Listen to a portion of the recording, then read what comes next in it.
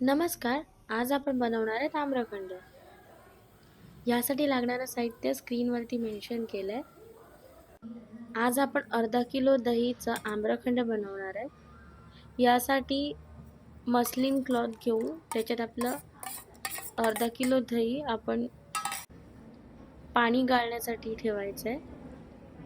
हे तुम्ही रात्रभरही गळवत ठेवू शकतात किंवा जर टाईम कमी असेल तर मस्लिन क्लॉथवरती दही घेऊन ते थोडंसं पिळून त्यावर आपण काहीतरी वजन वस्तू आपण ठेवणार आहे, जेणेकरून 2 ते 3 तासामध्ये त्यातील सर्व पाणी निघून जाईल.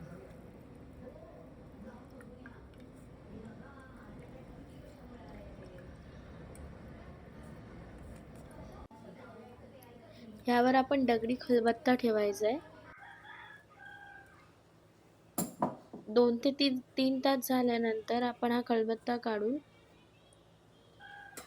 त्यातील जे पाणी निघालेलं दही आहे ते आपण एका बाउलमध्ये घेऊन ते 1 तासासाठी आपण रेफ्रिजरेट करूया.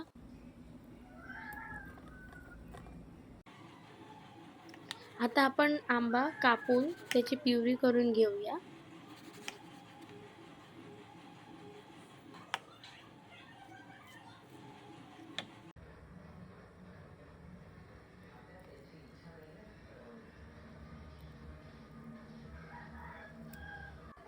प्युरी आपली रेडी आहे.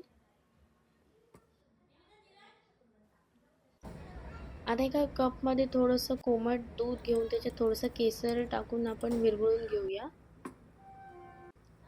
आता एका बाउलमध्ये आपलं हंकड आहे ते घ्यायचं आहे.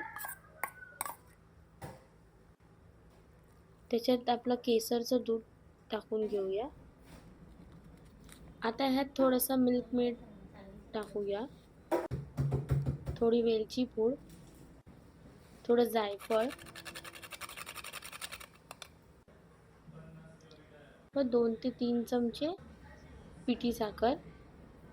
साखर ऑप्शनल आहे. आपण तसं पण त्याच्यात आंबा व कंडेन्स मिल्क टाकतात, तर साखरची तशी जरूरत नाही आहे. पण जर तुम्हाला टाकायची असेल तेव्हा थोडी कमी प्रमाणात वापरा.